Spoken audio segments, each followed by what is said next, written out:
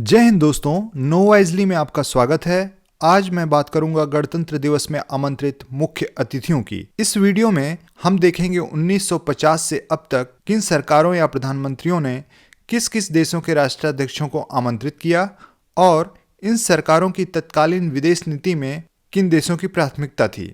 तो आइए शुरू करते हैं इस वीडियो को। प्रधानमंत्री जवाहरलाल नेहरू की अगुवाई में पहले गणतंत्र दिवस का आयोजन सन 1950 में किया गया और गणतंत्र दिवस के पहले मुख्य अतिथि थे इंडोनेशिया के राष्ट्रपति सुकर्णो। 1951 में नेपाल के राजा त्रिभुवन वीर विक्रम शाह को आमंत्रित किया गया। 1952 और 1953 में कोई निमंत्रण नहीं भेजा गया। 1954 और 55 में दो पड़ोसी देशों भूटान और पाकिस्तान के मेहमानों को इनवाइट किया गया। 1956 में ब्रिटेन और जापान से एक साथ दो मेहमान आए। 1957 और 1958 में दो कम्युनिस्ट देशों सोवियत संघ और चीन के मिलिट्री लीडर्स को इनवाइट किया गया। 1959 में यूके के प्रिंस फिलिप को और 1960 में सोवियत संघ के क्लेमेंट वोरोसिलोव को आमंत्रित किया गया, जबकि 1961 में यूनाइटेड किंगडम की महारानी एलिजाबेथ द्वितीय को आमंत्रित किया गया।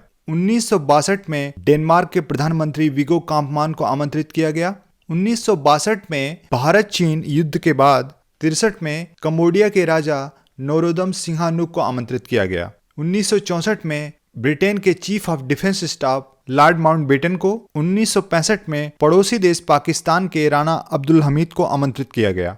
यह मैं आपको बता दूं कि 1964 में प्रधानमंत्री जवाहरलाल नेहरू की मृत्यु के बाद लाल बहादुर शास्त्री को प्रधानमंत्री बनाया जाता है। 1965 में भारत पाक युद्ध के बाद 11 जनवरी 1966 को प्रधानमंत्री लाल बहादुर शास्त्री की मृत्यु ताशकंद में रहस्यमयी रूप से हो जाती है, इसीलिए 1966 में कोई निमंत्रण नहीं भेजा जाता। लाल बहादुर शास्त्री की मृत्यु के बाद 1966 से 77 तक प्रधानमंत्री रहती हैं इंदिरा गांधी।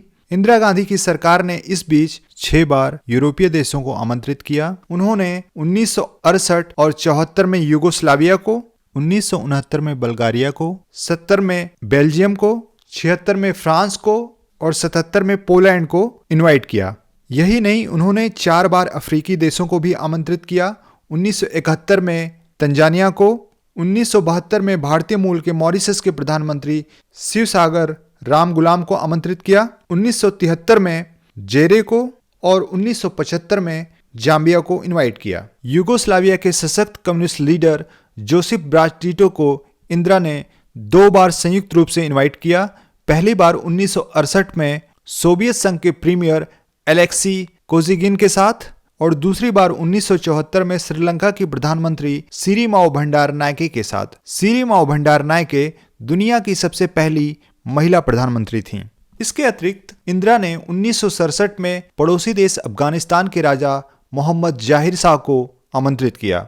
इंदिरा के इस शासनकाल में भारत की विदेश नीति एशिया से बाहर अफ्रीकी और यूरोपीय देशों को साथ लाने की थी। इंदिरा के बाद प्रधानमंत्री बनते हैं मोरारजी देसाई। 1978 में आयरलैंड और 1979 में ऑस्ट्रेलिया के राष्ट्राध्यक्षों को बुलाया जाता है। 1980 से 1984 तक गणतंत्र दिवस परेड की अगुवाई करने का मौका फिर से एक बार इंदिरा गांधी को मिलता है, जिसमें इस दौरान वह फ्रांस, मैक्सिको, स्पेन, नाइजीरिया और भूटान के राष्ट्राध्यक्षों को आमंत्रित करती हैं। 1984 में ही सिख दंगे होते हैं और 1984 में ही इंदिरा गांधी की हत्या हो जाती है। इसके बाद 1984 से 1989 तक प्रधानमंत्री बनते हैं राजीव गांधी। राजीव गांधी इस दौरान पहली बार 2 दक्षिण अमेरिकी देशों अर्जेंटीना और पेरू को आमंत्रित करते हैं। 86 में यूनान को, 88 में श्रीलंका को और 89 में वियतनाम को बुलाया जाता है। 1990 में प्रधानमंत्री वीपी सिंह की अगुवाई में मॉरिशस के भारतीय मूल के प्रधानमंत्री अनिरुद्ध जगन्नाथ को बुलाया जाता है और 1991 में चंद्रशेखर की अगुवाई में मालदीव के राष्ट्रपति मोमून अब्दुल गयूम को बुलाया जाता है। 91 से लेकर 96 तक प्रधानमंत्री के रूप में पीवी नरसिंहा राव को जगह मिलती है। इस दौरान पुर्तगाल, ब्रिटेन, सिंगापुर, दक्षिण अफ्रीका और ब्राजील के राष्ट्राध्यक्षों को इनवाइट किया जाता है। 1995 में नेल्सन मंडेला को इनवाइट किया जाता है, जो दक्षिण अफ्रीका में रंग भेद के खिलाफ एक अहम नेता साबित हुए। इसके बाद HD देवेगौड़ा और इंद्र कुमार गुजराल आते हैं। 97 में भारतीय मूल के त्रिनिदाद और टोबैगो के प्रधानमंत्री वासुदेव पांडे को बुलाया जाता है और 1998 में फ्रांस के राष्ट्रपति जैकस चिराक को आमंत्रित किया जाता है। 1999 से 2004 तक रिपब्लिक डे परेड को आयोजित करने का मौका प्रधानमंत्री अटल बिहारी वाजपेयी को मिलता है। इस दौरान 3 अफ्रीकी देशों नाइजीरिया, अल्जीरिया और मॉरिशस के राष्ट्राध्यक्षों को इनवाइट किया जाता है। इसके अलावा 1999 में नेपाल को, 2003 में ईरान को और 2004 में ब्राजील को आमंत्रित किया गया। 2005-06 में भूटान और सऊदी अरब के राजाओं को आमंत्रित किया गया। 2007 में व्लादिमीर पुतिन को, 2008 में फ्रांस के राष्ट्रपति निकोलस सरकोजी को, 2009 में कजाकिस्तान के राष्ट्रपति नूर सुल्तान नजरबायेव को इनवाइट किया गया। दोस्तों, मैं यहाँ पर आपको बताता चलूं कि नूर सुल्तान के नाम पर ही कजाकिस्तान की राजधानी अस्ताना का नाम 2019 में बदलकर नूर सुल्तान कर दिया गया। इसके बाद 2010 में दक्षिण कोरिया को, 2011 में इंडोनेशिया को, 2012 में थाईलैंड को, 2013 में भूटान को और 2014 में जापान को इनवाइट किया गया। मनमोहन सिंह के बाद 2015 में प्रधानमंत्री नरेंद्र मोदी इनवाइट करते हैं दुनिया के सबसे शक्तिशाली देश संयुक्त राज्य अमेरिका के राष्ट्रपति बराक ओबामा को। 2016 में फ्रांस के राष्ट्रपति फ्रैंकोइस हॉलैंड को आमंत्रित किया जाता है। 2017 में UAE के क्राउन प्रिंस मोहम्मद बिन जायद को इनवाइट किया जाता है। 2018 में पहली बार किसी संगठन को आमंत्रित किया जाता है। 18 में आसियान देशों को आमंत्रित किया गया, जिसमें 10 मेहमानों ने हिस्सा लिया। 2019 में मोदी दक्षिण अफ्रीका के राष्ट्रपति